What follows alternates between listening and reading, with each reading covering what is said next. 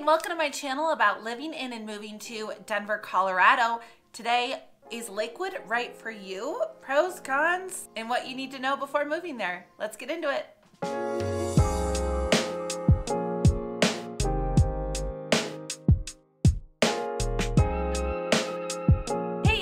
Martineau, also known as the Real Estate Gal. If this is your first time tuning into my channel, this is all things about living in and moving to Denver Metro. You gotta hit that subscribe button and that notification bell so that you get notified every time I release a video, which is twice a week. And as mentioned, my nickname is Katie the Real Estate Gal. I am a licensed real estate agent in this state, so if you need help with buying, selling, or anything in between, I'm your gal, and here is my contact information below. Please reach out, call, text, or email. I would be happy to answer any questions about Lakewood, Colorado, or really anywhere in Colorado, and find the perfect place for you, or even answer questions about different neighborhoods or things to do around town. In the meantime, let's get talking about Lakewood, Colorado.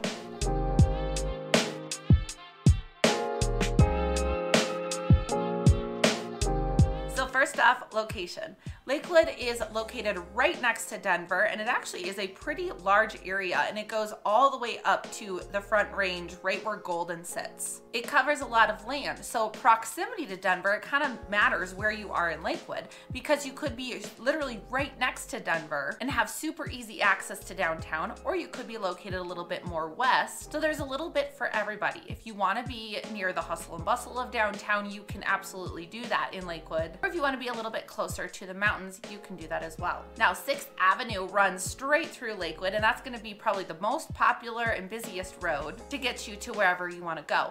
Now, if you're going from downtown Denver to, let's say, the west side of Lakewood, or even to Golden or to the mountains, 6th Avenue can get pretty busy, especially during work hours, and there is a little bit of a bottleneck that can happen. The infrastructure of the road is okay, but if you are coming from west to east and maybe you're catching I-25 south, you are gonna hit a little bit of a snag of traffic because it does go all the way down to one lane and expands again on the merge to I-25 south. So it probably could have been constructed a little bit better, but as long as you know if you're traveling during busy times to allow yourself a little bit more time because of traffic, you should be all set and good to go. There are quite a few frontage roads on 6th Avenue as well, so hopefully you can avoid some of those traffic instances or bottlenecks.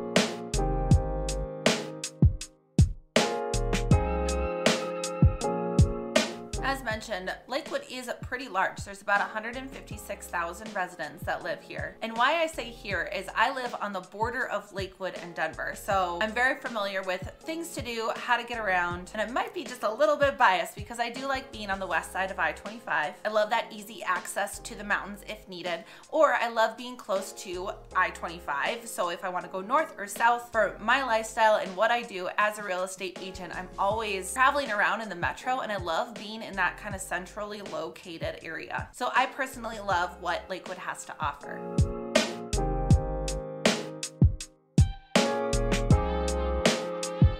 Now, in terms of living, Lakewood is a little bit more of an older, established community. There are some newer builds, such as Solterra community, which if you haven't checked out Solterra, I would highly recommend that. It is right on the west edge of Lakewood, and it has some beautiful views of the mountains. Some really, really great community vibes. There are some senior communities, and there are websites for updates of what's happening in Lakewood and in the Solterra community and neighborhood.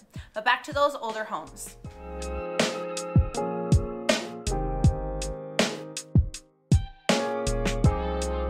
There's a fair amount of homes that were built in the 50s or so. And with older homes, there can be some challenges, but as long as you do your due diligence work during the home searching process, we can alleviate some of those worries. Now, what I mean by that is a lot of the characteristics of older homes could mean lead pipes or clay sewer systems, but there are areas in the inspection process of being under contract that we can check on those items and make sure that they are stable or good to go. So one thing that I really appreciate that Denver is doing is they are are replacing all of the lead pipes that go from homes to the sewer systems.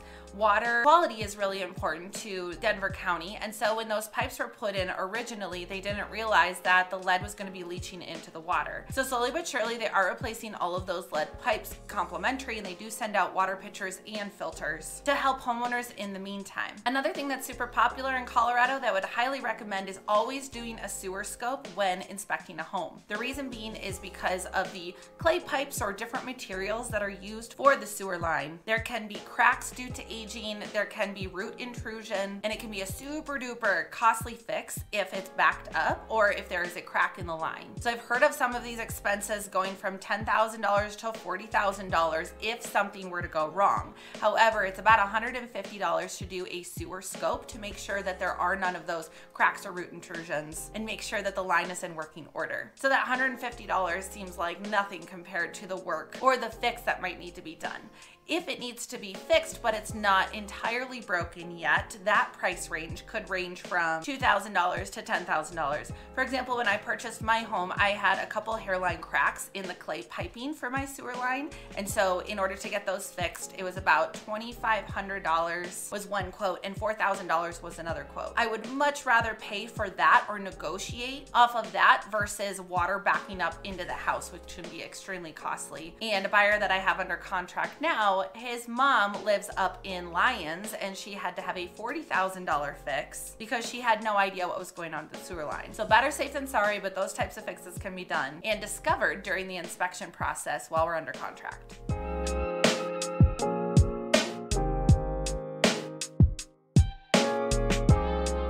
Homes, the average price point for a home in Lakewood is $573,000 currently in Q1 of 2023. The median price is about $540,000, but Lakewood is compiled of a totally different mix of styles of homes. So single family homes are about $650,000 average price point.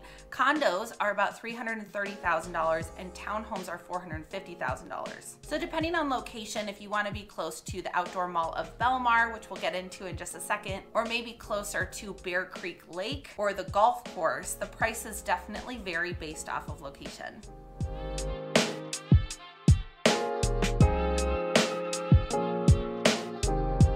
Then rolling into what is there to do in Lakewood. So Belmar is a super popular outdoor mall that you can walk around all year round. There's a bowling alley, a movie theater, a Dick's Sporting Goods, Nordstrom Rack, all sorts of different styles of chain restaurants such as Rock Bottom Brewery, Olive Garden. We have a King Soopers, Whole Foods. There's a huge Target that's right downtown Belmar. Really everything that you can think of. There's a Walmart down the way, Black Eyed Peas. Sprouts is one of my favorite farmers markets or health food store. They always have super fresh ingredients. So there's no real need to leave the actual Lakewood neighborhood if you don't need to. There's some event space that's in Belmar, and so they have a pop-up speakeasy bar every so often, or the bazaars, which are just a ton of different vendors that come. They have drinks that you can purchase, and you can walk around to the different local vendors that are making wind catchers or homemade dog treats. I actually got some of my jewelry at the bazaar marketplace, local chocolates, games, and they'll have food trucks as well. And then of course Lakewood has Bear Creek Lake, which has boating, camping, fishing, picnicking, and that's a really cool state park. And they also have a little kid program that kids can become rangers and get a badge at the end of their training. So if you are a single person or if you have a family, if you're elderly,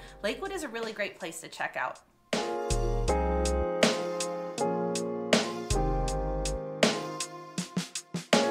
If you want me to set up a free search for you, please reach out to me, call, text, or email, and we'll set up a call. Or if you want to keep learning about different neighborhoods in the Denver metro area, please hit that subscribe button and that notification bell so that you get notified every time I release a video, which is twice a week. All right, we'll be on to the next neighborhood in the next video. See you soon.